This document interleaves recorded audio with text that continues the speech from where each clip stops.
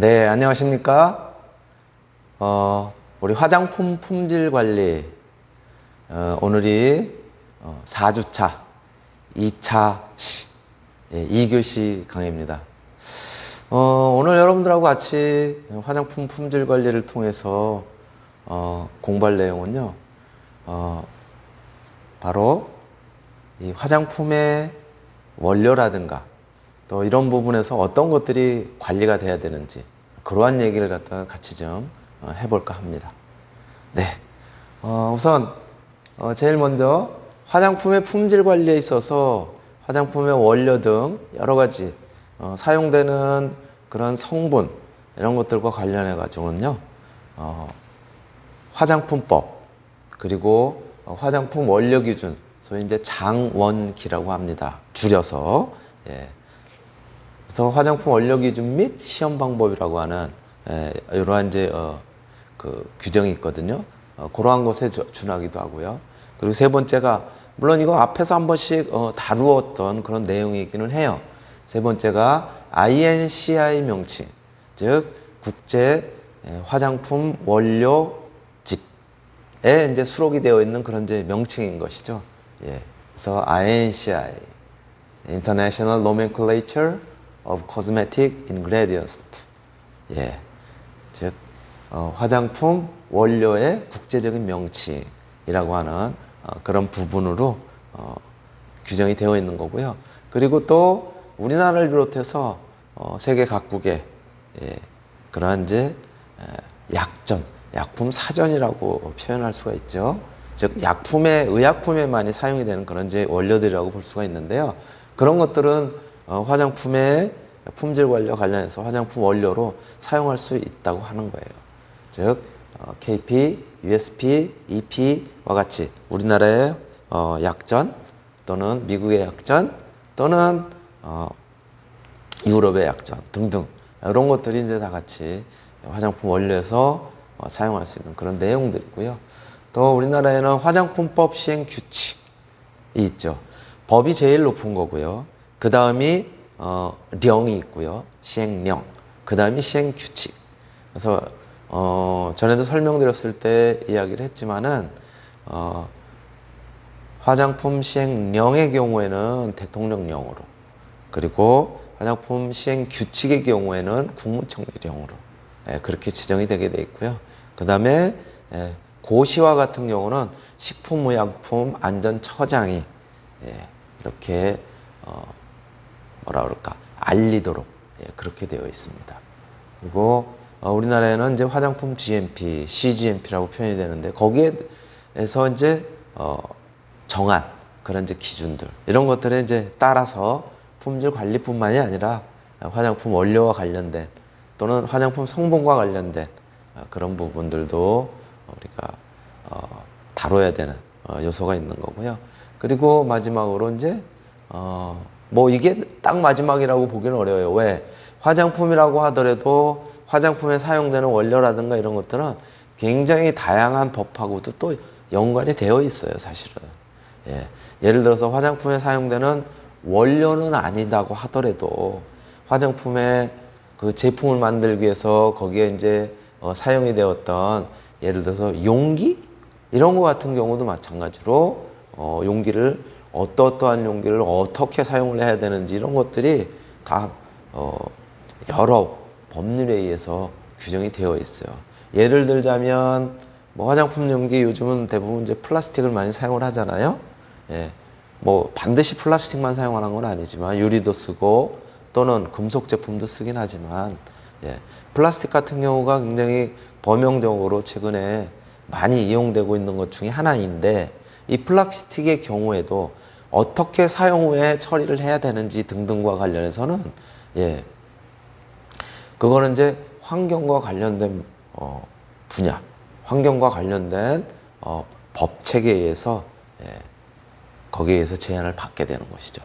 즉 폐기물 또는 재활용법 뭐 등등과 관련된 그런 부분에서 이제 영향을 받게 되는 거고요. 또 여기 이제 PL이라고 하는 것은 Product Liability 이렇게 이야기를 하고요. 제조물 liability, 책임. 그 제조한 사람이 제조한 사람이 그 만든 제품에 대해서는 책임을 져라라고 하는 그런 그 법이고요. 그래서 PL법 이렇게 이제 표현을 합니다. 그래서 제조물 책임과 관련된 그런 부분으로 규정이 되어 있어요. 그래서 그런 이런 이제 법적인 부분 혹은 규칙적인 부분, 규정 또는 고시 등등과 관련된 또는 뭐 국제 화장품 원료 사전이라든가 이런 것들 등에 이제 수록된 내용들이 다 화장품의 품질 관리와 밀접한 관련성을 가지고 있다라고 말씀을 드릴 수 있는 것이죠. 자, 그렇다면 우리 화장품 법 중에서 이러한 규정이 있습니다. 화장품 원료 지정에 관한 규정. 굉장히 오래전에 이거는 이제 법이 제정이 됐어요. 2010년이니까 지금으로부터 12년 전이죠. 그렇죠? 그 당시에는 식품의약품안전청이었었는데요. 지금은 안전처로 승격을 했죠. 식품의약품안전청의 고시로 됐었던 내용인데요. 여기에는 이제 제1조 목적에서 분명하게 이 화장품 원료 지정에 관한 규정을 왜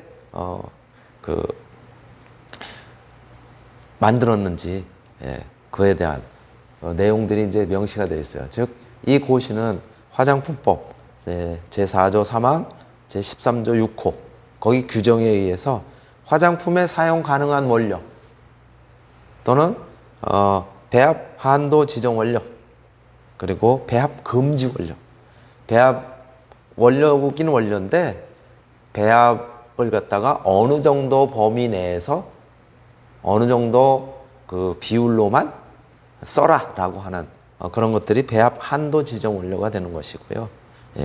그다음에 배합 금지 원료가 있어요. 배합해서는 안 된다는, 즉 사용할 수 없다는 그런 의미가 되겠죠.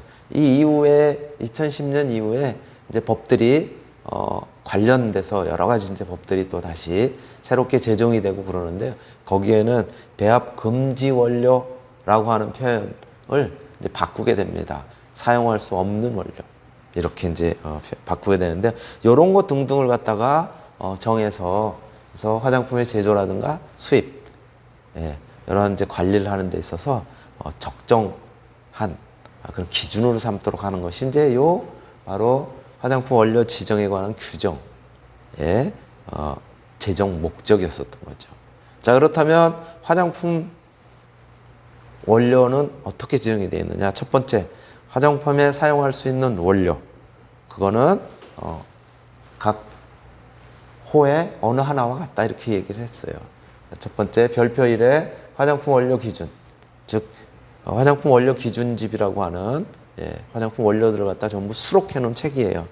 그건 이제 우리가 줄여서 장원기 이렇게 이야기를 하는데요. 여기에 수저되어 있는, 여기에 기록되어 있는 모든 원료를 쓸 수가 있다는 거죠.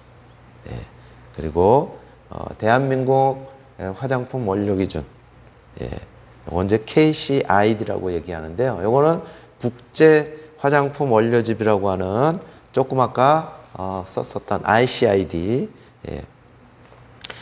여기에 있는 거라든가 또는 EU의 화장품 원료집이라고 하는 여기에 수록이 되어 있는 이런 것들은 다 쓸 수 있다는 거예요.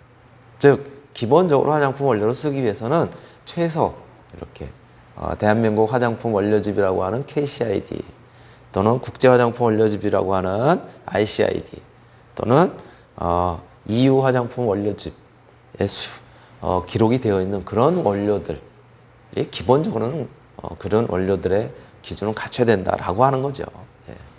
이렇게 이제 규정이 됐었고요. 그리고 세 번째가 식품, 먹는 거죠.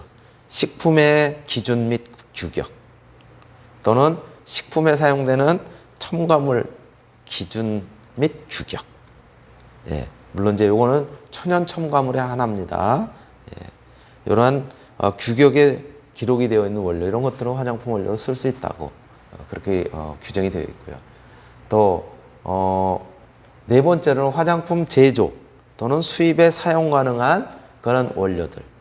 이것도 마찬가지로 별표 따로 그 원료 명칭이 쭉 기록이 되어 있는데 여기에 있는 원료는 쓸 수 있다고 얘기를 하고 있어요. 그리고 다섯 번째가 4조 3항에 따른 규격, 그리고 안정성 심사, 이런 것들을 받은 원료들, 이런 것들도 쓸 수 있도록 돼 있어요. 예. 이렇게 화장품의 원료 중에서 이런 것들이 이제 쓸 수가 있고요. 그 다음에 이제 두 번째로 1항 중에서 화장품에 사용할 수 있는 배합 한도가 지정이 되어 있는 원료. 화장품에 사용을 할 수는 있는데 배합 한도, 즉 사용하는 비율이 지정되어 있는 원료, 이런 것들도 따로 정해져 있는데 그런 것 같고 그런 것들은 이제 쓸 수가 있고요. 또 자외선 차단 성분, 살균, 보존제, 이런 것들은 별표 3이라고 하는 여기에 기록이 되어 있는 그런 것들만 쓸 수 있다는 거죠. 그리고 화장품에 사용할 수 없는 배합 금지 원료가 있어요. 즉 조금 전에 말씀드렸죠. 화장품 배합 금지 원료. 화장품에 써서는 안 되는 원료. 이건 쓰면 안 되는 거죠. 이런 것들이 명시가 되어 있는 것이 화장품 원료 지정에 관한 규정이라고 하는 이런 부분에 담겨 있고요. 예. 또 그 이후에 나와 있는 2013년에 또 이렇게 화장품 원료와 관련해서 화장품 원료 규격 가이드라인이라는 것이 이제 설정이 됐습니다. 바로 이런 화장품 원료 가이드라인이라고 하는 것이 설정된 이유는 뭐냐면요. 개정 이유 앞에서 잠깐 제가 간단하게 설명을 드렸었는데 이거예요. 화장품에 사용할 수 없는 원료. 조금 전에 거는 화장품에 어떠한 원료를 갖다 쓸 수 있는지를 규정을 해놨었는데 그거를 다 하다가 보니까는 너무 이제 양들이 폭발적으로 계속 새로운 원료들이 개발이 되고 그러다 보니까 그거를 다 쫓아갈 수가 없는 거예요. 그래서 이제 우리나라에서 바꿨어요. 어떻게 바꿨냐면 여기 개정 이유에 이제 나와 있어요.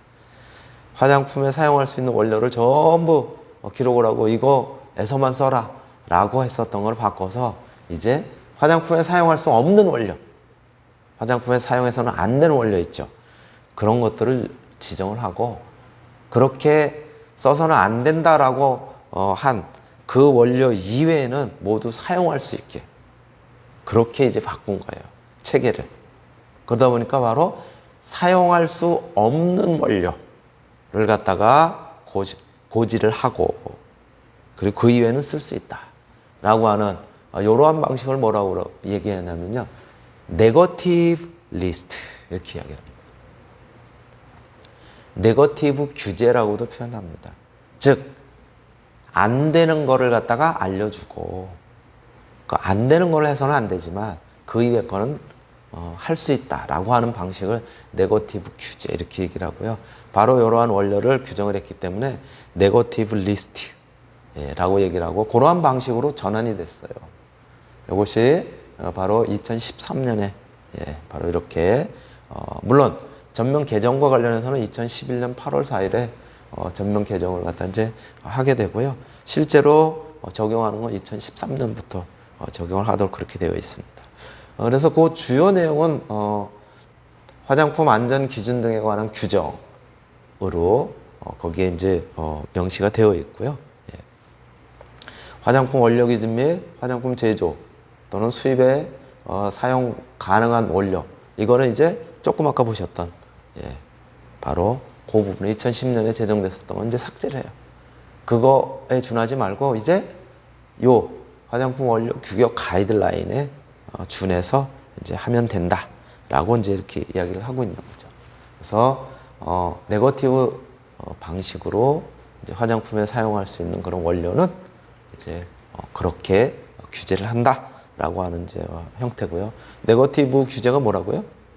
사용해서는 안 된다라고 하는 물품 이외에는 다 쓸 수 있다.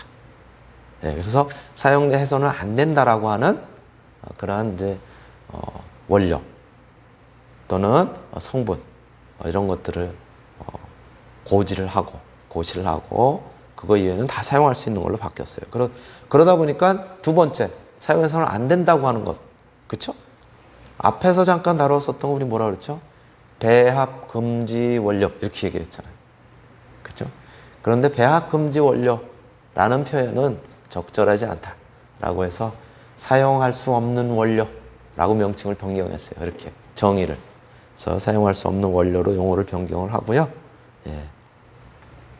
그리고 국내뿐만이 아니라 국외의 유해 사례, 또 위해 평가 이런 것들을 반영을 해서 일부 원료를 사용할 수 없는 원료에 추가를 했어요. 예.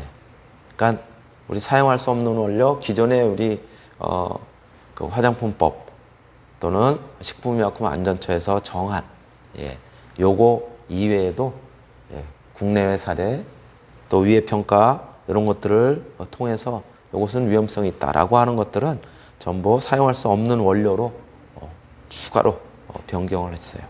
예. 그리고 기존에 사용할 수 없는 원료, 즉 복합금지 원료 중에 배합금지 원료 중에서 요거는 어느 정도 제한을 하면은 쓸 수는 있겠다. 그런 것들은 또 배합금지 원료, 기존의 배합금지 원료지만 사용할 수 없는 원료에서는 또 이제 삭제를 한 거죠. 예. 이렇게 진행이 됐고요. 또 법령에서 위임한 바에 따라서 화장품에 사용할 수 없는 원료를 명확히 지정을 하고 그 밖의 원료는 사용할 수 있도록 풀어줌으로써 이제 화장품 원료를 굉장히 다양하게 지금도 1년에 뭐 수백 가지들이 화장품에 쓸 수 있는 원료로 등재가 되고 있단 말이에요. 예. 원료를 개발을 하고 있고 그렇게 할 수 있도록 길을 열어주고 또 화장품 산업 발전에 기여를 할 수 있도록 그렇게 하겠다라고 하는 것은 화장품 원료 규격 가이드라인에 해당되는 내용인 것이죠. 자, 그렇다면 이렇게 화장품 원료 규격 가이드라인이 또 새롭게 제정이 돼서 그래서 이제 다시 우리에게 이제 고지가 되었는데, 자, 이거 이외에 이 샴푸로 머리를 감기만 해도 염색 효과가 있다. 이 놀라운 한마디로 지난해 8월 출시 이후 150만. 예, 최근에 우리가 이제 문제가 됐었던 거가 있어요. 그게 바로 뭐냐면은 모다모다 샴푸라고 하는 샴푸로 감기만 하더라도 그래도 바로 뭐가 된다? 염색이 된다. 라고 하는 것들이 있었는데요. 이것도 문제가 될 소지가 있다. 라고 해서 여기에 사용이 되는 그런 이제 원료. 요거를 갖다가 이제 사용 금지 원료로 지금 추진을 하고 있어요. 아까 보셨던 것처럼 국내뿐만 아니라 국외에서 문제가 되는 이런 것들은 속속들이 필요한 상황에 따라서 그때그때 바로 고지를 통해서 사용 금지 원료로 그렇게 추가를 시키고 그러고 있습니다. 자, 영상 마저 보도록 하겠습니다. 죄송합니다. 네. 영상 다시 영상 다시 보도록 하겠습니다. 이 샴푸로 머리를 감기만 해도 염색 효과가 있다. 이 놀라운 한마디로 지난해 8월 출시 이후 150만 병이나 팔린 4050 이템 모다모다 샴푸가 생산 중단 위기에 놓였습니다. 사과나 바나나를 공기 중에 오래 두면 갈색으로 변하는 걸 갈변 현상이라고 하죠. 여기서 착안해서 간편하게 흰머리를 검게 물들일 수 있다고 큰 인기를 누린 게 바로 이 모다모다 샴푸입니다. 카이스트 연구진과 국내 중소기업이 손을 잡고 자체 기술로 만들었다고 해서 더 주목을 받았죠. 국내에서만 320억 원, 해외에서 280억 원어치 넘게 팔렸는데 식약처가 최근 이 샴푸의 핵심 원료를 사용 금지하겠다고 나선 겁니다. 문제가 된 원료는 바로 트리하이드록시 벤젠 THB라는 성분입니다. 피부가 붉게 변하는 홍반, 알레르기 유발 같은 부작용도 있을 수 있는데 무엇보다 잠재적 유전독성이 있다는 게 문제였습니다. 쉽게 말하면 이 물질에 오랫동안 반복해서 노출되면 유전자가 변형돼서 최악의 경우 암을 유발할 가능성이 있다는 겁니다. 그런데 식약처가 갑자기 왜 이러냐고요?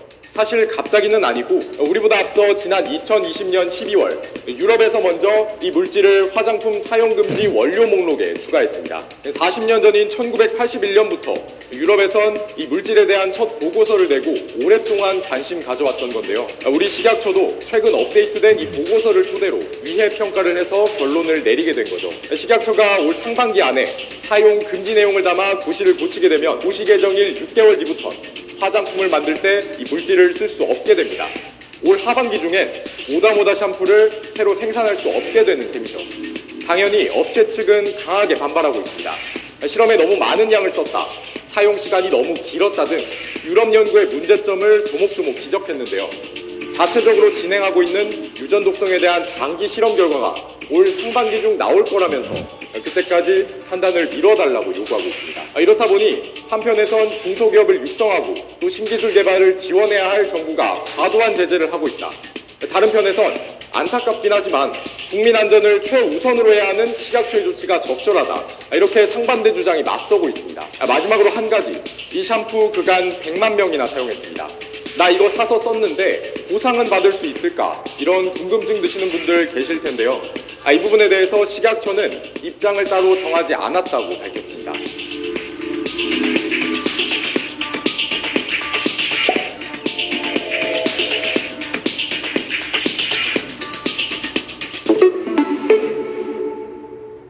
네, 우리 최근에 아주 핫하게, 진짜 뜨겁게 우리 화장품 업계를 갖다 달구었었던 그런 제품 중에 하나예요. 뭐다뭐다 샴푸라고, 예, 샴푸만 하더라도 염색이 된다라고 하는 거였었는데요. 뭐 조금 전에 영상에서 보신 것처럼 100만 명 이상 팔렸대요. 예, 우리나라에서도. 예. 그런데 이게 문제가 될 소지가 있다. 이미 유럽에서는 거기에 사용되는, 예, 그 원료를 갖다가, 예, 규제를 하고 있어요. 우리나라에서도 유전 독성이라고 하는, 예, 그런 부분에서, 유전 독성이라고 하는 것은 진행이 되게 되면은 이것이 이제 발암성, 그런 위험도 있는 그런 이제 물질인 것이죠. 그래서 사용 금지 원료로 지금 추진을 하고 있습니다. 예.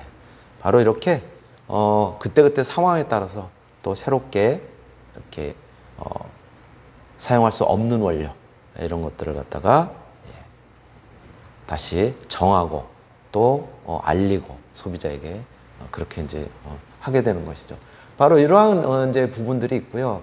바로 어떠한 측면에서, 안전성이라는 측면에서, 그래서 화장품 안전 기준 등에 관한 그런 규정을 보면은요, 이러한 요소들이 조금 전에 우리가 이제 살펴본 것처럼, 예, 뭐라고 그랬었죠? 화장품은 뭐 네거티브 규제다. 사용할 수 없는 원료, 예, 이런 것들을 갖다가 알리고 그거 이외에는 다 쓸 수 있다 라고 되어 있지만, 그것만 있는 것은 아니에요.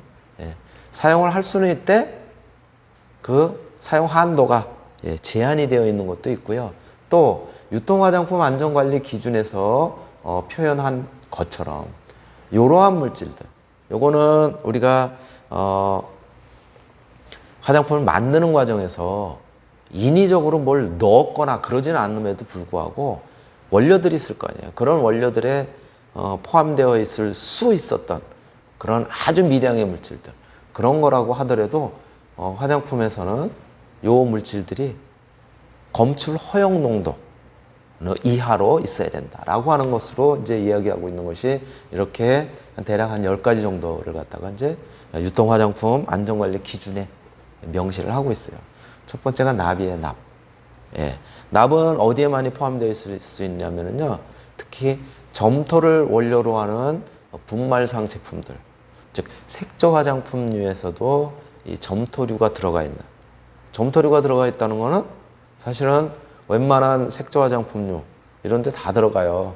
사실 점토성 그 물질들은요, 뭐 예를 들어서 카올린이 되든 활석이라고 하는, 예, 그런 물질이 되든 뭐 세리사이트가 되든 웬만한 거에 다 들어간다는 거예요. 예, 예, 그런 얘기고요. 여기에 점토를 원료로 사용한 분말 제품의 경우에는 그람당 50 마이크로그램 이하여야 된다는 거죠. 그리고, 예, 그 밖의 제품의 경우에도 그람당 20 마이크로그램 이하로 납이 함유되어 있어야지 그 이상 되면은 안 된다 라고 이렇게 제한을 하고 있고요. 니켈 같은 경우도 눈 화장품용의 경우에는 35 마이크로그램 퍼 그램이고요. 색조 화장품 30 마이크로그램 퍼 그램, 그리고 그 밖의 제품이 10 마이크로그램 퍼 그램, 이렇게 제한이 되어 있습니다. 비소, 예, 그람당 10 마이크로그램 이하, 수은 그람당 1 마이크로그램 이하, 안티몬 그람당 10마이크로그램. 카드뮴 그람당 5마이크로그램. 예. 그 다음에 디옥산 그람당 100마이크로그램. 예. 이렇게 제한이 되어 있어요. 예. 검출 허용 한도가, 즉 이거 이상 화장품에서 검출이 되면 안 되는 거예요. 그러면은 바로 법적으로 규제가 들어오게 되는 것이죠.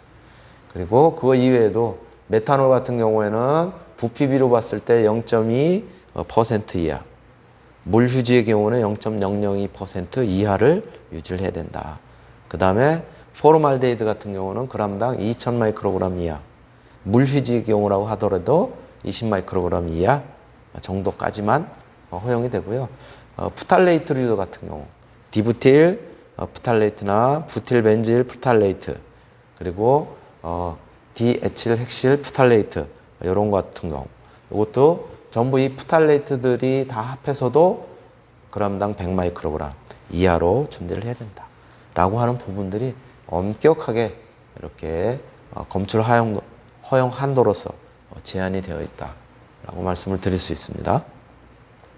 예, 이러한 부분들이 이제 있기 때문에 우리가 화장품 안전 등에 관한 규정 이런 것들을 갖다 꼭 염두에 두고, 또 그렇게 이제 화장품을 제조하는 과정 또는 관리하는 과정에서도 우리가 잘 그 기준을 갖다 지켜야 될 필요가 있다라고 말씀을 드릴 수가 있습니다.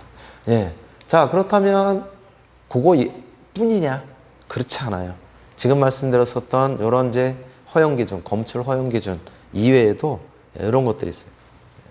미생물의 경우에도 총호기성 생균수, 이것이 영유아용 제품이나 눈화장용 제품의 경우에는 그람당 500개 이하, 물휴지의 경우가 세균이나 진균수가 각각 그람당 100개 이하, 기타 화장품 경우라고 하더라도 그람당 또는 미리리터당이에요. 예, 그람일 수도 있고 미리리터일 수도 있어요. 액상 화장품의 경우에는 미리리터로 표현하고, 예, 그 다음에 고체상 화장품의 경우에 그람으로 표현하는데요. 이때 기타 화장품의 경우 1000개 이하. 그리고 미생물 중에서 이러한 미생물들, 대장균, 녹농균, 황색 포도상구균, 절대로 검출돼서는 안 됩니다. 이것도 꼭 지켜야 되는 그런 요소 중에 하나인 것이죠. 그렇기 때문에 이런 것들이 없도록 하기 위해서 우리가 뭐 하는 거예요? 소위 보존제라고 하는, 방부제라고 하는 것들을 갖다 또 이제 쓰게 되는 것이죠. 예. 그리고 화장품의 용량의 경우에는 용량도 정해진 용량 이상 만족을 해야 되는데요. 그 용량의 경우도 제품 3개 가지고 시험할 때 그 평균 내용량이 표기량의 97% 이상, 예, 해당이 돼야 되고요. 예. 다음 화장 비누의 경우에는 건조 중량을 갖다 이야기를 하고, 또 1호의 기준을 갖다가 1번 3개 제품이 97% 이상 평균값이 되지 않는 경우라고 하더라도 더 여주가 있긴 해요. 예, 그 경우에는 6개를 더 추가해서 9개를 테스트를 했더니, 예, 그랬더니 요 97% 이상이 되더라 라고 하면은 그건 오케이예요. 이렇게 여러 가지 기준들이 정해져 있다는 거예요. 예, 그리고 그 밖에 이제 다양한 화장품들, 특수한 제품들의 경우에는 대한민국 약전, 식품의약품안전처에서 고시한 약전이라고 하는 약품 사전이죠. 약전에 준해서 그래서 이제 하면 된다라고 하는 거고요. 영유아용 제품부터 시작해서 여러 가지 제품, 이러한 것들도 마찬가지 기준들이 각각 정해져 있으니까 그것에 따라야 된다. 예. 또 마찬가지 기능성 화장품의 경우 기능성을 나타내는 원료들, 여기에 대해서도 마찬가지 법에 의한 그런 기준을 갖다 지켜야 된다라고 명시가 되어 있습니다. 시간이 꽤 지나서 1교시 이것으로 마치도록 하겠습니다.